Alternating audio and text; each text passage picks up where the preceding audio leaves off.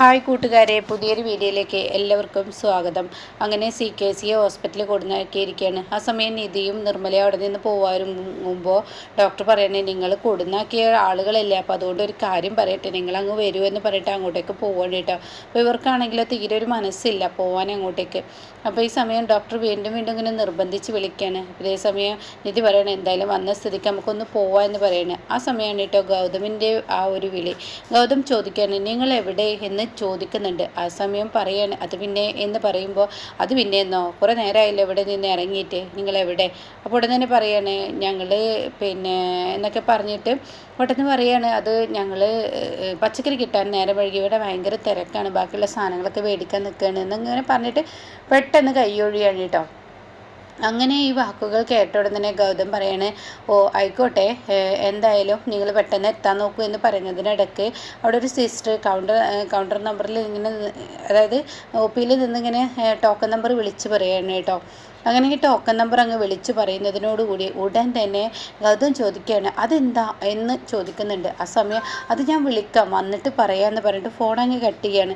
അത് കേൾക്കുന്ന നിധിക്ക് നിർമ്മലക്ക് നല്ല ടെൻഷനുണ്ട്. എന്നാൽ ഇപ്പുറത്ത് പാറ് ചോദിക്കാതെ എന്താ അവരങ്ങനെ പറഞ്ഞത്, എന്തോ ഒരു പന്തികേടുണ്ടല്ലോ എന്ന് പാറ് പറയുന്നുണ്ട് കേട്ടോ. ആ സമയം ഇല്ലായിരിക്കാം, നമുക്ക് പോവാം, എന്തായാലും നമുക്ക് പോകാമെന്ന് പറഞ്ഞിട്ട് അവർ ഡോക്ടറുടെ റൂമിലോട്ട് കയറണം കേട്ടോ. അങ്ങനെ ഡോക്ടർ പറയണേ, അതെ നിങ്ങൾ അപരിചിതം, നിങ്ങൾ യാദൃശികമായി കണ്ടതാണെന്ന് നിങ്ങൾ പറഞ്ഞു, എങ്കിലും കൂടി ഞാനൊരു കാര്യം പറയാം, ഈ പേഷ്യൻറ്റ് ഞാൻ എത്രയോ കാലമായി ഇവിടെ പരിശോധിച്ച് തുടങ്ങുന്നതാണ്, ഇയാൾക്ക് ചെറിയൊരു പ്രശ്നമുണ്ട്, ഇയാൾ ഇനി 6 മാസം ജീവിച്ചിരിപ്പുണ്ടാവുള്ളൂ, അത് നിങ്ങളോട് ഞാൻ പറയാം.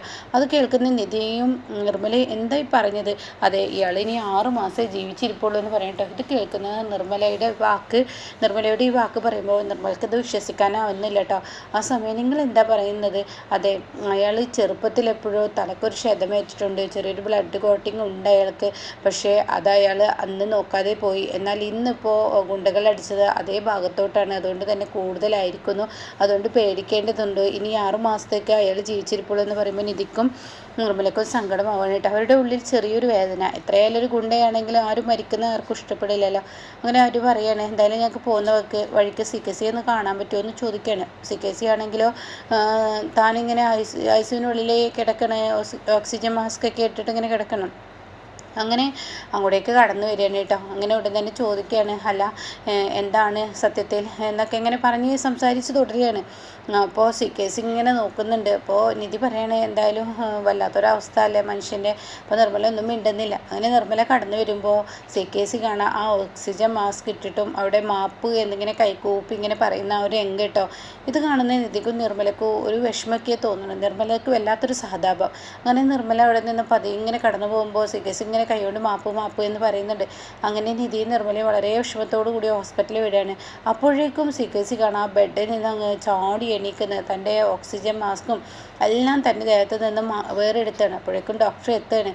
എന്തായാലും നിങ്ങൾ പറഞ്ഞതുപോലെ നിങ്ങൾ ചെയ്തല്ലോ, എന്തായാലും നന്ദിയുണ്ട് എന്ന് പറയണം. അപ്പോൾ ഡോക്ടറോട് പറയുന്നത് ശരിയാണ്, നന്ദിയുണ്ട്, കാരണം ഞാൻ എൻ്റെ കാര്യം നല്ലതായി ചെയ്തു എന്ന് പറയുമ്പോൾ ഗുണ്ടകൾ എത്താണ് കേട്ടോ. ഗുണ്ടകൾ പറയണേ, സാറിന് കുഴപ്പമൊന്നുമില്ല, നിങ്ങൾ നല്ല രീതിയിൽ തന്നെ അത് കൈകാര്യം ചെയ്തു, അവരും അത് വിശ്വസിച്ചിട്ടുണ്ട്, എന്തായാലും എനിക്ക് ഇത്ര മതി എന്ന് പറയുന്നുണ്ട് CKC.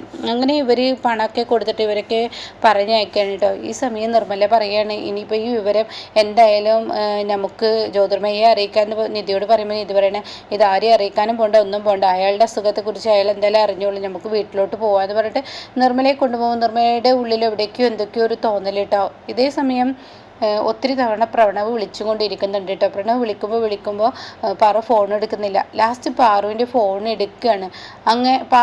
പ്രണവിൻ്റെ ഫോൺ എടുക്കുകയാണ്. അപ്പോൾ പാറുവിനെ അമ്മയെന്ന് വിളിക്കുമ്പോൾ, നീ എന്നെ അമ്മയെ വിളിക്കുന്നോടാ, അതേ അമ്മേ എൻ്റെ അടുത്ത് തെറ്റുപറ്റിയൊക്കെ അമ്മയെ കാണുന്നുണ്ട്, അമ്മയെ ഇങ്ങോട്ടേക്ക് തിരിച്ചു വരില്ല എന്നൊക്കെ ചോദിക്കുമ്പോൾ, വെച്ചിട്ട് പോടാ, നീ എന്നോടൊന്നും മിണ്ടരുത്, എൻ്റെ മകൻ ഇവിടെ കിടന്ന് കഷ്ടപ്പെടാണ്, നീ എൻ്റെ കുടുംബം തകർത്തില്ല എന്നൊക്കെ പറഞ്ഞിട്ട് പാറു വളരെ ദേഷ്യപ്പെടുക കേട്ടോ. അങ്ങനെ ഫോൺ കട്ട് ചെയ്യുന്നുണ്ട്. അങ്ങനെ പാറു ഇത് പറഞ്ഞങ്ങ് ദേഷ്യപ്പെടുമ്പോൾ ഉടൻ തന്നെ ഗൗതം എന്തെന്ന് ചോദിക്കുകയാണ്. അപ്പോൾ ഒന്നുമില്ല എന്ന് പറയുന്നുണ്ട്. അപ്പോഴാണ് ഈ നിധിയും നിർമ്മലയും കൂടി കയറി വരുന്നത് കേട്ടോ. അങ്ങനെ നിധിയും നിർമ്മലയും കൂടി കയറി വരുന്നത് കാണുമ്പോൾ ഉടൻ തന്നെ ഗൗതം ചോദിക്കുകയാണ്, നിങ്ങൾ എങ്ങോട്ടൊക്കെ പോയത്, ഒരു ഹോസ്പിറ്റലിൽ നിൽക്കുന്ന ഒരു ഫീലാണല്ലോ എനിക്ക് തോന്നിയത്, നിങ്ങളെന്താ എന്നിൽ നിന്ന് മറച്ചു വെച്ചത് എന്നൊക്കെ ഇങ്ങനെ പറയുമ്പോൾ ഇവർ പരസ്പരം അങ്ങോട്ടും ഇങ്ങോട്ടും നോക്കുന്നുണ്ട്. പക്ഷേ നിർമ്മലയുടെ കിളി ആകെ പോയിരിക്കുകയാണ് കേട്ടോ. നിർമ്മല ആകെ ടെൻഷൻ അടിച്ചിങ്ങനെ നിൽക്കുകയാണ്. അപ്പോൾ ഉടൻ തന്നെ എന്താ സംഭവം എന്ന് വീണ്ടും വീണ്ടും ഇങ്ങനെ ചോദിച്ചും കൊണ്ടിരിക്കുകയാണ്. ആ സമയം ഉടൻ തന്നെ പറയാണ്, അതെ പിന്നെ ഒരു കാര്യമുണ്ട് എന്നിങ്ങനെ പറഞ്ഞിട്ട് നിധി സംസാരിച്ചു തുടങ്ങുക. അപ്പോൾ ഗൗതം പറയണത് എന്താണ് സംഭവം, നിങ്ങൾ ഹോസ്പിറ്റലിൽ ആരായിട്ടാണ് പോയതെന്നൊക്കെ പറയുമ്പോൾ ഞങ്ങൾ വഴിയിൽ പച്ചക്കറി വാങ്ങി വരുന്ന സമയത്ത് പെട്ടെന്ന് CKCക്ക് ഒരു അപകടമുണ്ടായി. ആ അപകടത്തിൽ CKCയെ ഞങ്ങൾക്ക് ഹോസ്പിറ്റലിലോട്ട് എത്തിക്കേണ്ടി വന്നു. പക്ഷെ അവിടെ ചെന്നപ്പോൾ അതിലേറെ സങ്കടകരമായ ഒരു വാർത്ത കേട്ടു. അപ്പോൾ നിർമ്മല ഇങ്ങനെ ഒന്നും ഇടാതെ ഇങ്ങനെ വളരെ വിഷമത്തോടു കൂടി നിൽക്കുന്നുണ്ട്. അതേസമയം പാറു എന്ത് വാർത്തയാണ് കേട്ടതെന്ന് ചോദിക്കുമ്പോൾ അവിടെ തന്നെ പറയാണ്, അത് കേട്ട വാർത്ത ഇനി CKC അധികം നാളില്ല എന്നാണ്, കുറച്ച് കഴിയുമ്പോഴേക്കും CKC മരിക്കുമെന്ന് പറയട്ടോ. ഇത് കേൾക്കുന്നതിനോട് കൂടി ആകെ ഷോക്കാവാണ് ഗൗതമിന്. ഉടൻ തന്നെ ഒട്ടും പ്രതീക്ഷിക്കാത്ത ആ ഒരു കാര്യം, അതായത് പാറു പറയുന്നത്, ഹാവ് സന്തോഷമായി, ഞാൻ എത്ര ദിവസമായി അയാളൊന്ന് മരിച്ചു കിട്ടണേ എന്ന് പറഞ്ഞ് ഞാൻ പ്രാർത്ഥിക്കുന്നു, അതെന്നെ നടന്നല്ലോ, എനിക്ക് വളരെ സന്തോഷം, ഇതിലും കൂടുതൽ വലിയ സന്തോഷം എനിക്ക് കിട്ടാനില്ല, എന്തൊരു സന്തോഷം എന്ന് പറഞ്ഞിട്ട് ഇങ്ങനെ ആനന്ദിക്കുകയാണ് കേട്ടോ. അപ്പോൾ അതൊക്കെ പറയുമ്പോഴും ഇവിടെ നിർമ്മലയുടെ മനസ്സിൽ സങ്കടമാണ്. അപ്പോൾ ഉടനെ തന്നെ ഗൗതം ചോദിക്കുകയാണ്, എന്താ നിർമ്മലാമ്മേ മനസ്സിലൊരു സങ്കടം, എന്തെങ്കിലും പ്രശ്നമുണ്ടോ, എന്തെങ്കിലും വിഷമിക്കുന്നത്? ഒന്നുമില്ല. അല്ല നിർമ്മലാമ്മക്ക് എന്തോ സങ്കടമുണ്ട്, എന്താണെങ്കിലും എന്നോട് പറയാം. ഒന്നുമില്ല, എന്താ നിർമ്മലാമ്മേ എന്ന് പറയുമ്പോൾ, ഇല്ല അത് നിർമ്മലാമ്മ പെട്ടെന്ന് വരുന്ന വഴിക്ക് ഈ ആക്സിഡൻറ്റ് കണ്ട ആ ഒരു ഷോക്കിലാണ്, ഇങ്ങനെ ഗുണ്ടകളിലിട്ട് ഒരാളിട്ട് അടിക്കുന്നത് കണ്ടപ്പോൾ നിർമ്മലാമ്മക്ക് ഒരു ചെറിയ സങ്കടം എന്നൊക്കെ പറഞ്ഞ് കൊണ്ടുപോകണം കേട്ടോ. അതാണോ? എന്തായാലും പാറു പറയുന്നത് ഇത്രയും സന്തോഷമുള്ള കാര്യം പറയാനില്ല, 6 മാസമല്ലേ ഇനി അവന് ജീവിച്ചിരിക്കുള്ളൂ, എന്തായാലും അവന് മരിക്കുമല്ലോ എന്നിങ്ങനെ പറഞ്ഞിട്ട് പാറു അകത്തോട്ട് ഗൗതമിനെയും കൊണ്ടുപോവാണ്. അപ്പോൾ കാണാം നിർമ്മല ഇങ്ങനെ സങ്കടത്തോട് കൂടി നിൽക്കുമ്പോൾ നിധി പറയണേ, എന്തിനാ നിർമ്മലാമ്മ ഇങ്ങനെ സങ്കടപ്പെടുന്നത്? അല്ല പെട്ടെന്ന് അവരെ ചോദിച്ചപ്പോൾ ഞാൻ ആകെ ഭയന്നു പോയി. അപ്പോൾ ഗൗതമാണെങ്കിൽ അകത്തോട്ട് കയറിപ്പോയ ഗൗതം ഇങ്ങനെ എത്തി നോക്കണം. അപ്പോൾ ഇവർ തമ്മിൽ സംസാരിക്കുകയാണ്. ഞാൻ പെട്ടെന്ന് ഭയന്നു പോയി, ഞാനുള്ള സത്യങ്ങളെല്ലാം വെളിപ്പെടുത്തിയിരുന്നു, അത് പെട്ടെന്ന് പേടിച്ചു പോയി.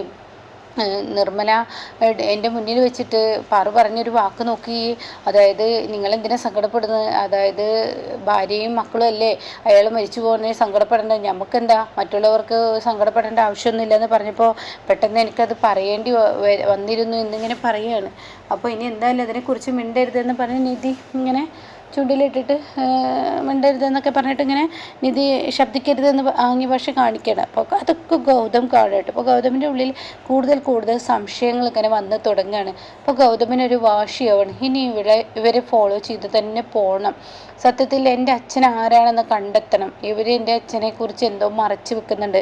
നിധി എൻ്റെ ഭാര്യയാണ്, അവൾ കുബുദ്ധിക്കാരിയാണ്, അതുകൊണ്ട് തന്നെ അവളൊരിക്കലും എന്നെ ആ അച്ഛൻ ആരാണെന്ന് അറിയിക്കാൻ സമ്മതിക്കില്ല, അതുപോലെ നിർമ്മലാമ്മയെ. അപ്പോൾ അതുകൊണ്ട് തന്നെ ഇനി ഇവരെ ഫോളോ ചെയ്ത് എൻ്റെ അച്ഛൻ ആരാണെന്ന് കണ്ടെത്തണം എന്നുള്ള വാശി ഗൗതമിനും വരികയാണ് കേട്ടോ. ഇതേ സമയം CKC ആണെങ്കിലോ തൻ്റെ അടവുകൾ എന്തായാലും വിജയിച്ചു എന്നുള്ള ആ ഒരു രീതിയിലാണ് CKC നിൽക്കുന്നത് കേട്ടോ. എന്നാൽ ശിവാനി ആണെങ്കിലോ പ്രണവിനോട് പറയാണ്, ഇതെല്ലാം ഇപ്പോൾ അടുത്ത പ്രശ്നം, അതിനെന്താ, ഞാൻ എന്തായാലും ആ പേപ്പറിൽ ഒപ്പിട്ട് വാങ്ങിത്തരാം, അത്ര പോരെ നിങ്ങൾക്ക്, എന്തിനും ഏതിനും ഈ പറയുന്ന ഗൗതം നമുക്കൊപ്പം ഉണ്ടാവും എന്നുള്ള രീതി ഞാൻ ഉണ്ടാക്കിത്തരാം, അത് ഉണ്ടാക്കിയാൽ പ്രണവ് എന്നെ വിശ്വസിക്കുമോ, ഈ വസുന്ധരാൻ്റിയുടെ കൂടെ പോവോ? അപ്പോൾ പ്രണവ് പറയുക, ഇല്ല, എനിക്ക് വസുന്ധരാൻ്റിയുടെ വാക്കുകൾക്ക് ഇപ്പം എനിക്ക് വില കൊടുക്കണം, വസുന്ധരാൻ്റി പറയുന്നതിലൊരു കാര്യമുണ്ട്, പക്ഷെ ഞാനൊരു കാര്യം പറയാം, വസുന്ധരാൻ്റിക്ക് നിധിയിൽ നിന്ന് ഒപ്പിട്ട് വാങ്ങാൻ പറ്റില്ല ഗൗതമിൽ നിന്നും, എന്നാൽ നിധി അറിയേ ഞാൻ ഗൗതമിൽ നിന്ന് ഒപ്പിടാനുള്ള ആ വഴി ഞാൻ ഉണ്ടാക്കിത്തരാം, അപ്പോഴെങ്കിലും ഞാനൊരു നിസ്സാരക്കാരിയല്ല എന്നുള്ള ആ സത്യമെങ്കിലും പ്രണവ് മനസ്സിലാക്കുമോ എന്നൊക്കെ ചോദിക്കാനായിട്ട്. അപ്പോൾ ഇങ്ങനെയൊക്കെയുള്ള ഒരു എപ്പിസോഡാണ് ഇപ്പോൾ ലാസ്റ്റ് വന്നിരിക്കുന്നത്.